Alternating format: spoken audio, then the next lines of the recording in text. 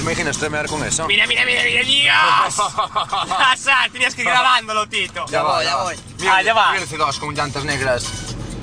Dios, qué raro. Igual van para el rally, Sí, irán por otro tramo también. No sé hacer un A ver aquí cómo inclina. Hacerlo sí, pero no. Dios. Se pone a 100, Esto tiene que ser motor, ¿no? Además furgoneta para poder con peso. Que va, esto va turbado fijo. Sí, ahí.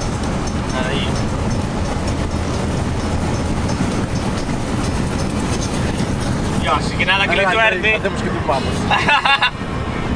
Vaya que soy este. Mira, mira, mira cómo tuerce, Dios.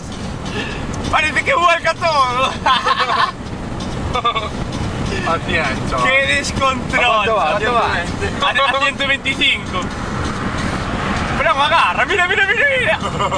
Y frenando y todo en la curva el tío. Por esto ya, tío. Yo si fuera adentro iría con un miedo.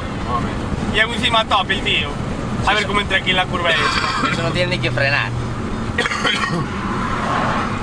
Dios. Mira cómo tuerce. Parece que va tumbando la voz. ¡Ese!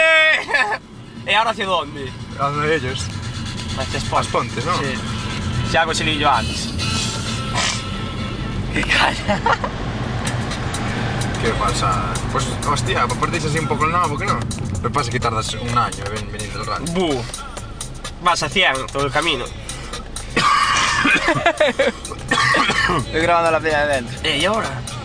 Oye, ¿cuándo van estos?